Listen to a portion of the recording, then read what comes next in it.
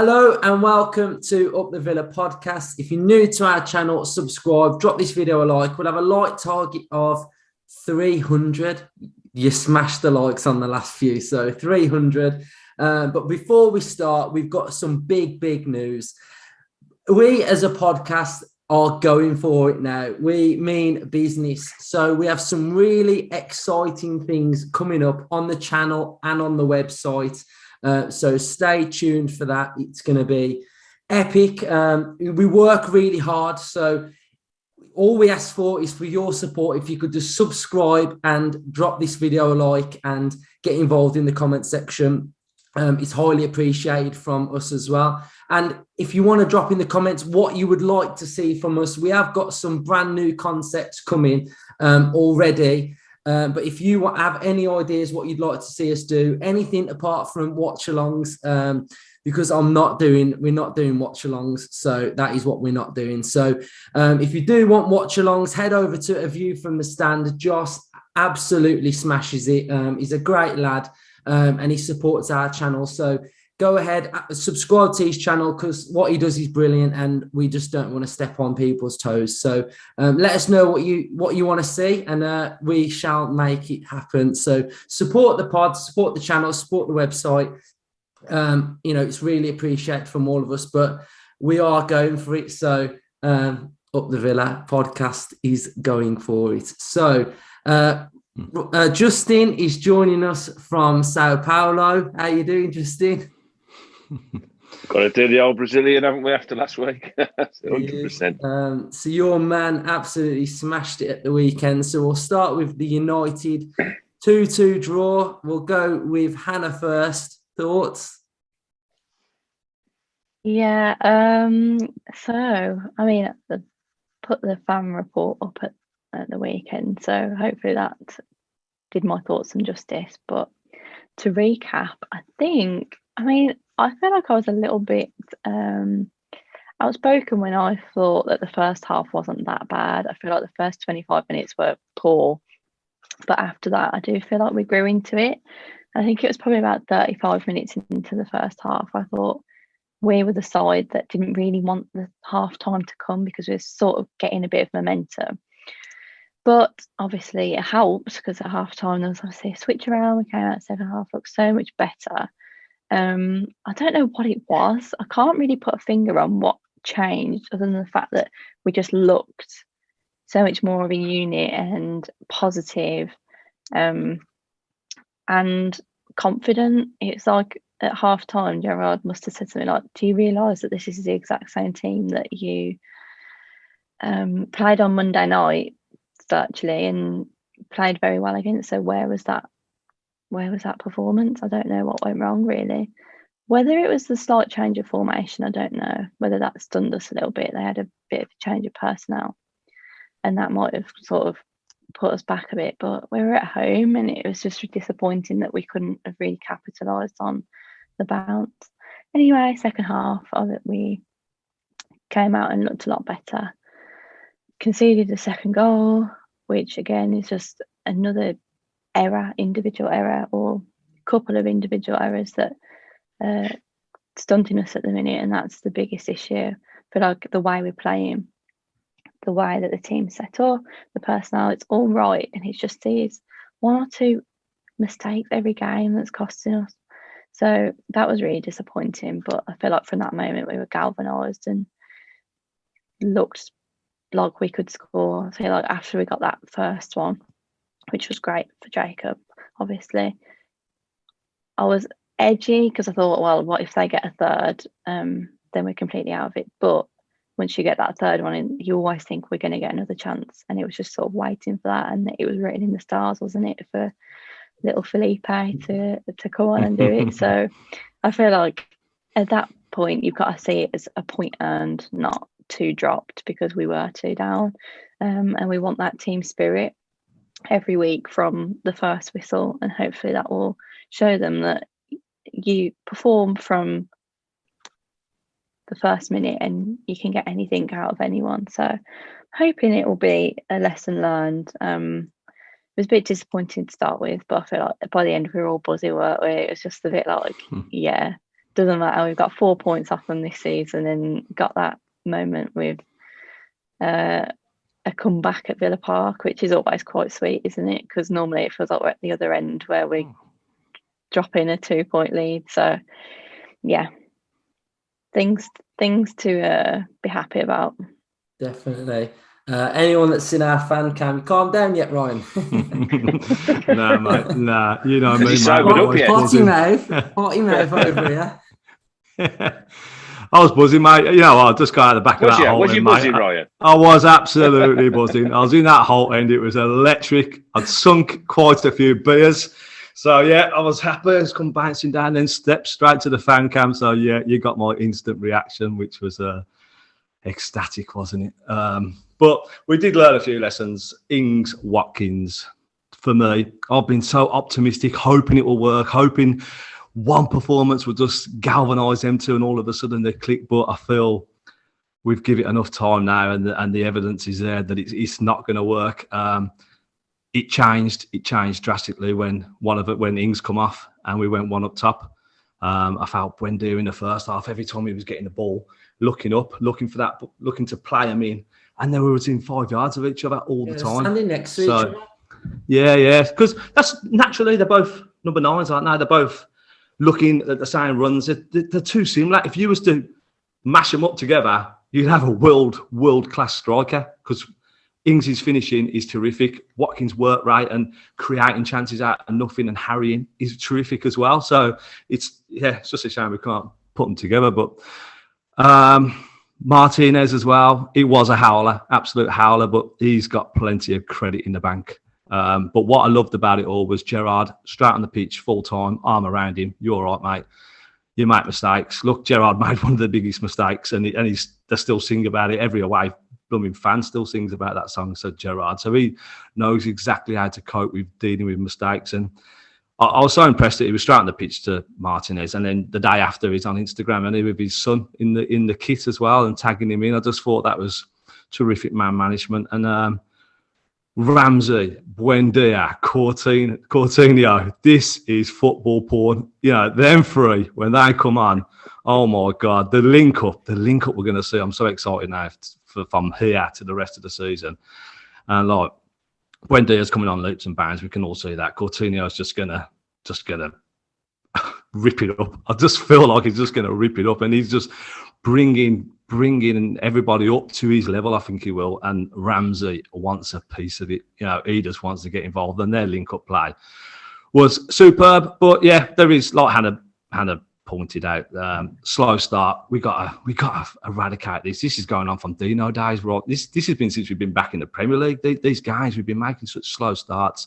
The mistakes as well. We've got to try and cut them back out, refocus, and yeah, we'll be all right. We'll be all right. Look, it's a bit of from now to the end of the season. It's about making these mistakes and learning from them. And at least Gerrard's, we're not too under pressure at the minute, and we were comfortably in the middle of the league. It's a bit of a transition stage, all building up to next summer. I think we're in for an exciting summer. I think we're in for a super exciting season next season, and it's good that we are making all these mistakes now, so Gerrard can learn from them and we grow from there. So yeah, I think as well. I mean, I hate being one of them fans that's like always now looking for like next season. Like we're all like next season we're going to do this. Do you know what I mean? Like we've still got pretty much virtually half a season to go, and we can still achieve stuff now. But I feel like Gerrard is going to be having a long look at this squad and a lot of these players, and he's really going to figure out who's going to be able to take us forward and who's not. And I'm looking at the start, and I'm looking at the first half, and I'm looking at games where we play well for one half and we crap for another half, and that whole thing has got to eventually disappear, and we've got to start putting in 90-minute performances where we warrant the wins, where we play well, and we're not having to chase games. Like I look at that game on Saturday, and I thought, we are the better in football side out of the two teams. I feel like we play the better football, and we played well. We've played them 3 times this season. We've played well 3 times, and we probably should have beat them twice and drew to them once, really. But I just look at, like you're saying, right, and that slow start. That why are we doing that? Why aren't we imposing ourselves? Why aren't we starting the game well? And that's what I'm looking at, because I look at that second half and we ripped them apart. Do you know what I mean? We were so explosive. We were so dynamic. We were so good, and I just feel like, where's this 90-minute performance going to come from? What are your thoughts, Justin? Oh, I agree with all of you. I think it's a process, isn't it? We're going into a process. It's been a really weird season. We've lost a manager. New managers come in. He's having to sort of learn on the job, isn't he? About what he's got to work with, what he's got to do as well going forward. He's gone into the window and he's made 2 huge moves. Another one today, backup keeper. And I think if you look at that game on Saturday, it just shows that he's got to sit back and look at how we attack games. I agree with what you're all saying. We've got to get to the point where we're a 90-minute team. We're not a 10-minute, 15, 20-minute, a half team. We've got to turn up at the start of games. It's not good enough. You've got to be switched on from the first minute. He'll know that. Every minute of a game is important from the first to the last. And it was disappointing the first half. I was bitterly disappointed, especially after the performance we put him on the Monday. I fully expected us to take him to the cleaners, if I'm honest. So to watch that first sort of 20 minutes, I was thinking, the first 5 minutes, they had about 3 corners, 2 free kicks, couldn't get out the half. And I was thinking, what's going on here? But yeah, it's a bit weird because we've got players missing. McGinn was out. We've had suspensions. We've had COVID situations. We've got players away on international duty at African Cup of Nations. So he's got a lot to deal with. But the good thing about this season is that we're not in a position where we're in trouble. We're not. Normally when you lose a manager, it means you're in trouble. We're not in trouble. We move quickly. We've averted any kind of worry about relegation. So he's got a bit of a free hit this rest of this season. I agree with you, Luke. I don't think he'll use it as a let's just cruise in mid-table. He's not bringing Coutinho in to sit in mid-table and Dean. He's bringing him in to have a push for Europe. That I'm sure that'll be his goal this season. If we can nick into the 7th, 6th, 7th position, that'll be ideal. It's going to be very difficult, very, very tough, but that'll be what he's a winner, isn't he? That's his mentality. I want to win every game. So that's what he'll be doing. And looking at the fixtures we've got coming up over the next sort of 10 games, I think we can definitely make a push for them positions. There's no reason why not. I'm sure there's 1 or 2 still to come in. I was disappointed as anyone with the game, but the last 20 minutes was phenomenal, wasn't it? Coutinho's barely played on the football pitch for ages, and he comes off the bench and he looks so good. I've watched it 2 or 3 times, just those 20 minutes since he come on, and he brings players up to his level. Like Ryan said, I watched that to create the first goal. You look at Chukwuemeka, I thought made an impact when he came on. If you look at that goal again, I've rewound it about 20 times. You got an 18-year-old coming out of the academy, and you got Coutinho running towards him, and he's saying, "Give me the ball, and he gives it him, and he takes a lovely one first touch, lays it back into his path with a second. So that they're all going to contribute, aren't they, going forward? And I think Gerrard is the right man. I think we've said that all along. And I think I just can't wait for the next few weeks and months to sort of happen. And the summer is going to be amazing. And to be fair, that is the slight frustrating thing at the minute, is the football that we are playing is really, really good at times. When we do, yeah. We all know that we are capable of playing really, really good football. So it's just frustrating when you start the game so slow and you don't get a foothold, and you're chasing the game. I want to see us on the front foot, imposing ourselves and just showing what we're all about. Because I know, that's what I was saying, and I think this is where Gerrard's going. I think this is why we're all crying out for this defensive midfielder. It's not just about being the defensive midfielder. It's about somebody to hold the game, to give us that foothold and not lose possession and not concede stupid early goals. Well, it's such an imperative position.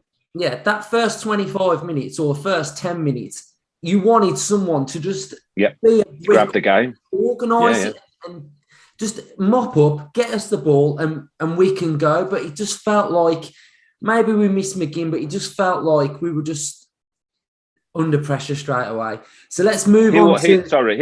He will want to control games. That's what he did in his. That's what he wants to get to.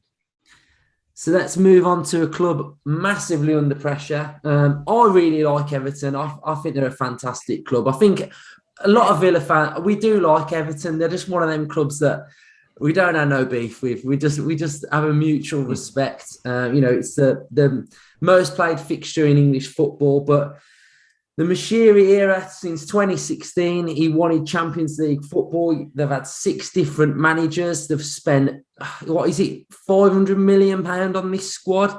And it seems like when we were competing with Everton and we massively declined and they were fighting for Europe, it seems like we've sort of like crossed paths, basically.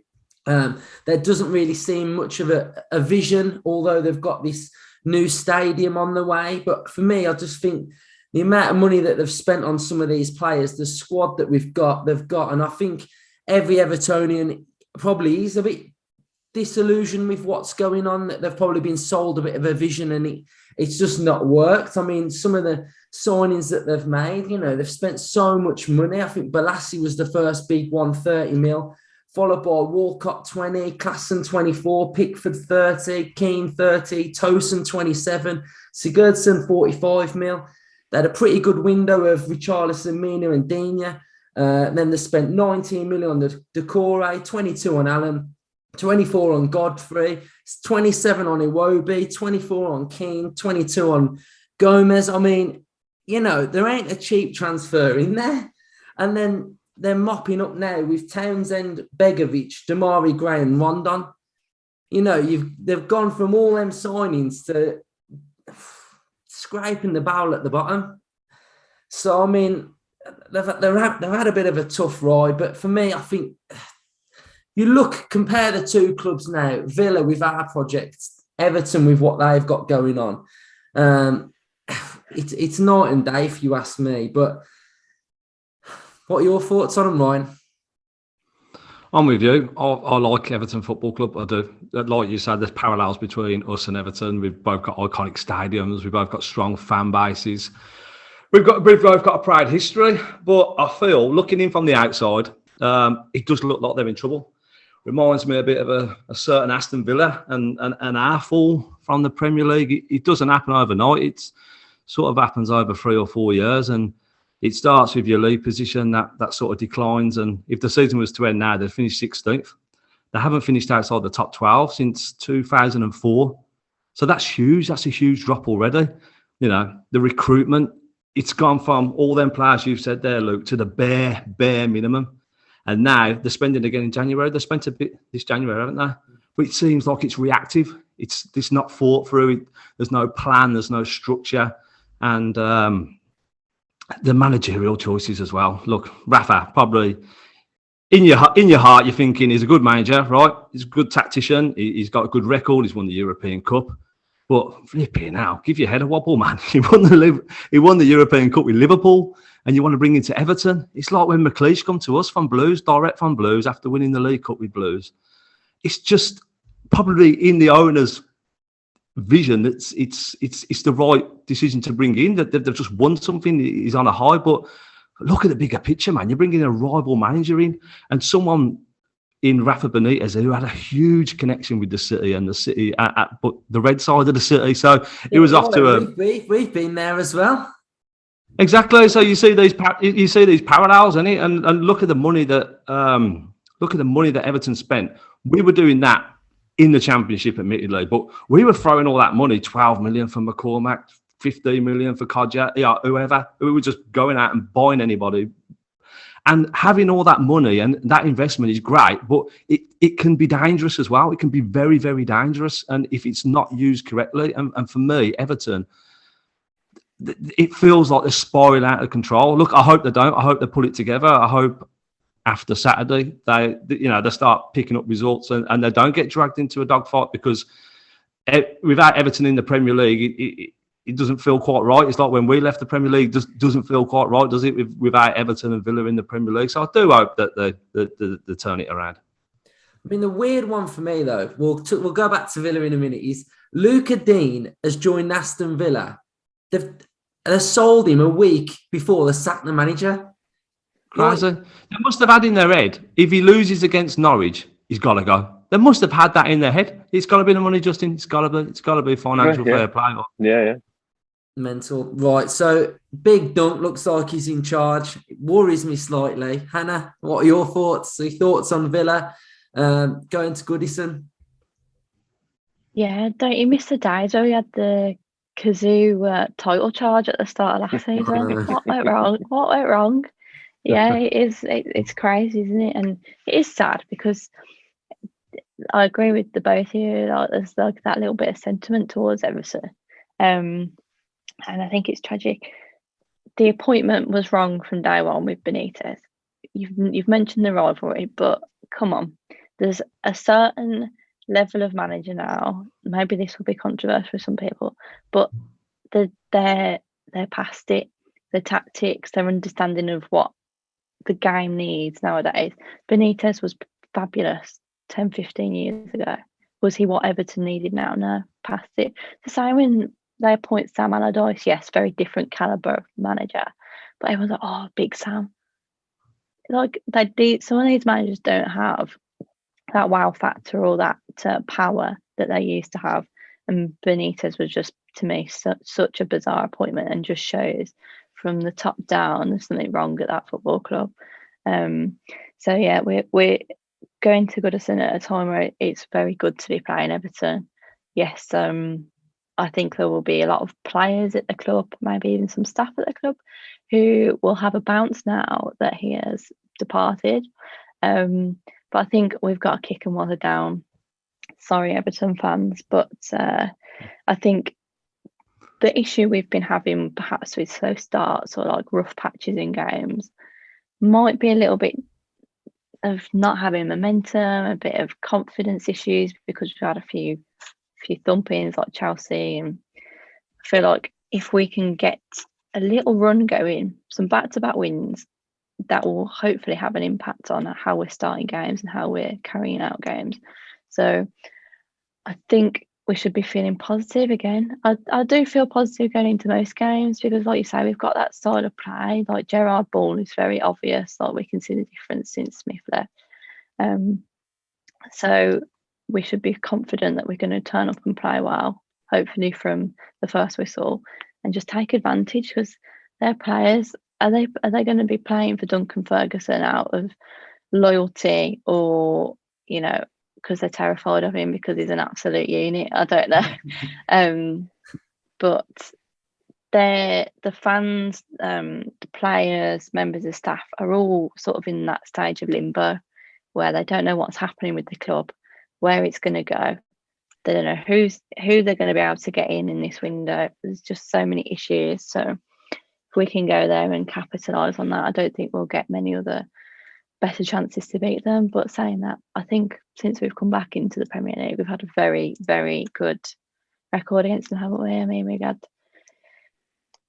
Undefeated. I don't think we've lost. I think we've had a draw and a win in both seasons so far. So, I think we've got to continue that good run. We know that we shouldn't be fearing them, and that should be a biggest boost for these players, is we know we can beat this team. Yes, I think a couple of things. We've got to be on it from the first whistle, to be honest. Again, we just got to start well, because the atmosphere is going to be really good. They're going to be buzzing that they've sort of under a new fresh start with Ferguson. I think he did really good the last time. Well, he's had him a couple of times, isn't he? But I remember that one time he was really good. So, they are going to be fired up for it probably a little bit more. The crowd are going to be really good. So I think we need to let our football just simply do the talking, and play with confidence and just kick on there. We've got a good run of fixtures coming up where we're capable of getting a good little run together. So that's what I'm hoping for. So we'll go to the thoughts. Justin, I'll give you a couple of these then. So Alan Joyce has started off his support. Got to stop the Ings-Watkins experiment. Ings looked like he was running in treacle versus United, so not convinced he's even match fit. Needs to be Ollie up top with Buendia and Coutinho behind. This one's for you then. Mate, Red Pepper. So he's put, do you think Steven Gerrard will permanently replace Tyrone Mings soon? I personally think Mr. Mings is skating towards the door. He morphed into Pele building up to our second goal versus Manure, but he makes me nervous every single game without exception. I reckon his time is up. Justin, what's your thoughts on that? I don't think his time's up. I think what's happening at the moment is Gerrard is improving the positions where we're weak, or where he perceives us to be weak. So the focus currently isn't on players like Mings I've been a bit critical of Ollie Watkins lately because I think his finishing has got to improve. Yes, I think the Ings-Watkins thing is finished. I think it's one of them up front.